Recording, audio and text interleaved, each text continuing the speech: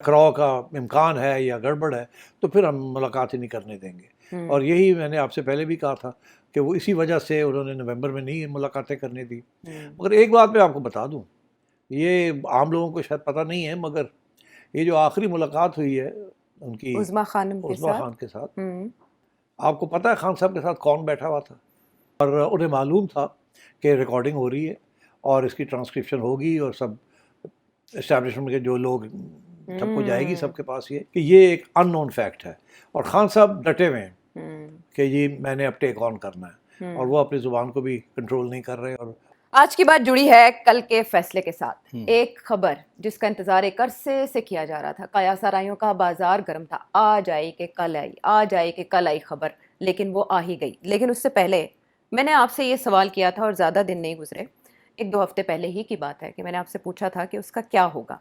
अच्छा, मैं किसकी बात कर रही हूँ? बड़ी खबर वो क्या है?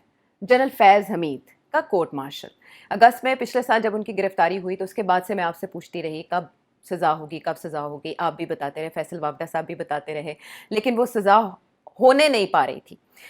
अब जब से दिसंबर की डेवलपमेंट्स हुई हैं, कुछ हार्ड स्टेट की तरफ हमें कदम उठते हुए दिखाई दे रहे हैं और उसकी हमें ये एक कड़ी दिखाई दे रही है। फैसला सामने आया, 14 साल की सज़ा हो गई।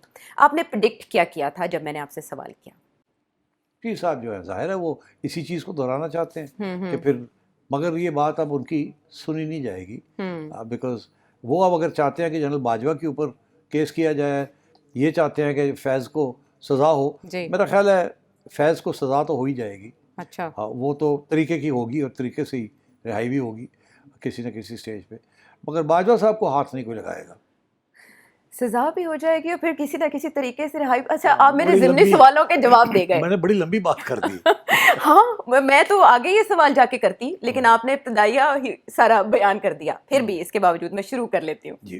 कि आप अगर एंटिसिपेट कर रहे थे कि सजा होगी, तो क्या इसी स्टेज पे आपका ख्याल था सजा होगी और ऐसी सजा होगी? अच्छा, मेरा नहीं, सिर्फ एक और भी तज्ज़ियाकार का यही ख्याल था कि सज़ा तो होगी, मगर ऐसी स्टेज पे होगी जहाँ उसका कोई इम्पैक्ट हो। बिकॉज़ काफ़ी अरसे से पता ही था कि वो गिरफ़्तार हैं, तफ्तीश हो रही है, उनके वकील भी फ्रॉम टाइम टू टाइम कुछ बात कर देते थे। तो और यही था कि अगले हफ़्ते इस तरीके से। तो अब मेरा ख़्याल है जी, ये जो अब जो अनाउंस किया है, ये मेरा ख़्याल है इसकी टाइमिंग जो है वो चुन के की है। वो इसलिए बिकॉज़ आपको पता है अभी हाल ही में किस किस्म की यहाँ तबसरे हो रहे थे। नेशनल सिक्योरिटी इश्यूज़ के ऊपर बातें शुरू हो गई थी।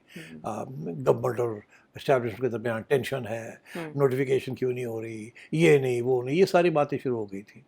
और फिर ये भी बात चली थी, इफ़ यू रिमेंबर, कि जी खान साहब को मुलाकात नहीं करने दी जा रही। और मैंने आपसे कहा था जैसे ही दिसंबर चढ़ेगा तो मुलाकात हो जाएगी, जैसे ही नवंबर के इश्यूज ख़त्म हो जाएंगे तो। और वही हुआ, फिर वो पहले हफ्ते में मुलाकात भी हो गई। फिर अब मुलाकात के बाद जो तवक्को थी कि शायद खान साहब थोड़ा सा समझ जाएंगे, वो खान साहब तो बिल्कुल उल्टे पड़ गए। तो उसके बाद फिर मेरा ख्याल है क्योंकि उनकी जो बात थी वो फिर अब उनकी बहनों ने फिर उसको बहुत बढ़ाया चढ़ाया, तो मेरा ख्याल है वो सारी जो अटेंशन उधर जा रही थी सारी इमरान खान के ऊपर, वो अब हट गई है। It's not focused on this सज़ा। और हम सब अब डिस्कस यही कर रहे हैं कि ये सज़ा सही हुई, गलत हुई, इसकी अपील का क्या होगा, इसकी तारीख में क्या रोल है, हम उधर चले गए। और मैं समझता हूँ कि this is going to divert attention from the other issue, क्योंकि अब वो अदर इशू में मेरा जो ख्याल है वो यही है कि अब किसी को मुलाकात करने की इजाज़त नहीं मिलेगी खान साहब के साथ for some time. That's my prediction, and I think इसलिए focus has come on to this. कितना अरसा आप समझ रहे हैं? 1 माह, 2 माह, 3 माह नहीं, देखिए मुलाकात अब की ये जा? जो चीज़ है ना, ये तो बंदा नहीं कह सकता, मगर जो राना सनाउल्लाह ने और लोगों ने भी ये बात कही है कि अगर मुलाकात के बाद इस किस्म के हालात बनने हैं जिसके साथ फिर टकराव का इम्कान है या गड़बड़ है, तो फिर हम मुलाकात ही नहीं करने देंगे। और यही मैंने आपसे पहले भी कहा था कि वो इसी वजह से उन्होंने नवंबर में नहीं मुलाकातें करने दी। मगर एक बात मैं आपको बता दूं, ये आम लोगों को शायद पता नहीं है, मगर ये जो आखिरी मुलाकात हुई है उनकी उज़्मा खानम के साथ, आपको पता है खान साहब के साथ कौन बैठा हुआ था? अंदर जेल से, डयाला से? जी, कौन बैठा था? बुशरा बीबी उनके साथ थी। मैं आपको आज खबर दे रहा हूँ कि खान साहब की मुलाकात से पहले विद हिज सिस्टर, पहले बुशरा बीबी को बुलाया गया, वो खान साहब के साथ आधा घंटा बैठी रही। उसके बाद बहन को बुलाया गया और वो फिर 1.5 घंटे तीनों बैठे रहे वहाँ। अच्छा। इसके दौरान बुशरा बीबी ने कोई बात नहीं की और खान साहब और उनकी सिस्टर के दरमियान बात होती रही। वो बात क्या होनी थी, खान साहब बेसिकली बता रहे थे ये करना ये करना ये करना ये करना, और उन्हें मालूम था कि रिकॉर्डिंग हो रही है और इसकी ट्रांसक्रिप्शन होगी और सब एस्टैब्लिशमेंट के जो लोग सबको जाएगी सबके पास ये कंसर्न पार्टीज़ को।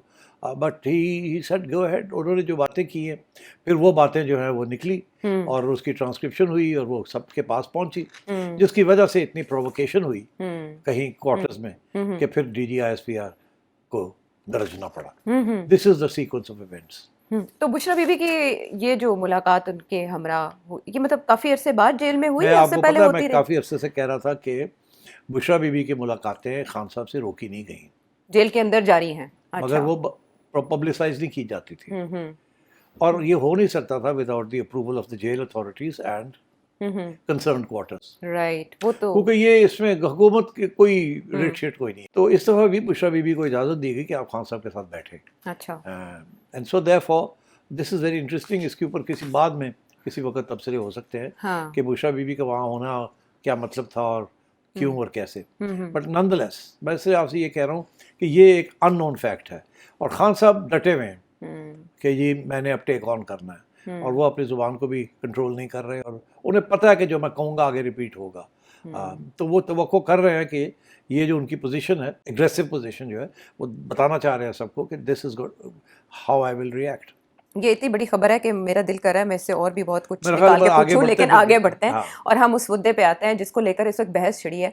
कुछ लोग ये कह रहे हैं, जैसे आपने भी प्रेडिक्ट किया, कि ये सज़ा अगले मराहिल में जाकर नरम पड़ सकती है। माजी में भी कुछ ऐसी मिसालें हमें मिलती हैं, लेकिन आप ये बताएं कि फैसले की तफसीलात सामने ना आ सकने की क्या वजह है और अपील में जाने के देखिए कितने आयशा, चांसेस इसके दो पहलू है ना, और आपने मेरा जो स्टेटमेंट अभी सुनाया सुना। उसके अंदर आखिर में मैंने एक बात की है जो कि मिस हो गई लोगों से।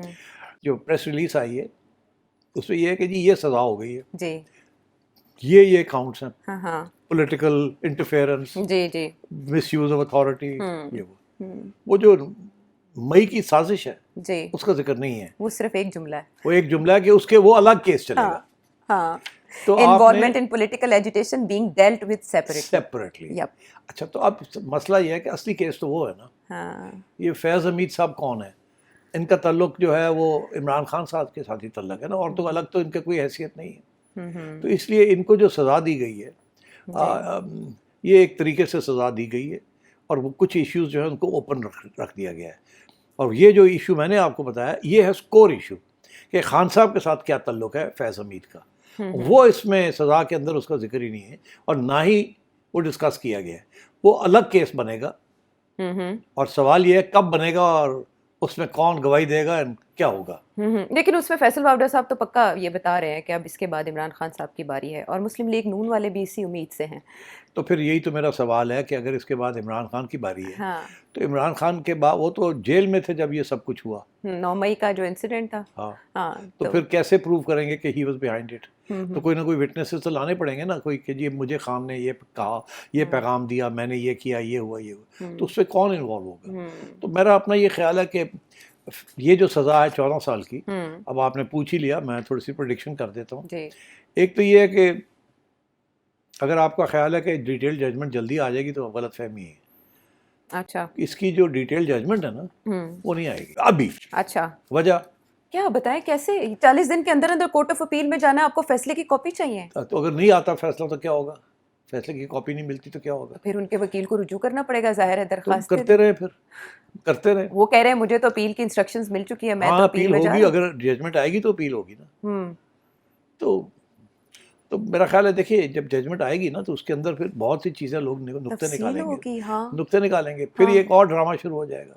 और सो ये मैं समझता हूँ कि अभी तो कोई तवक्को ना करें कि अभी आपको जल्दी में कोई डिटेल जजमेंट मिल जाएगी। बस यही है कि इसको थोड़ी देर के लिए दबाया जाए until such time that is necessary।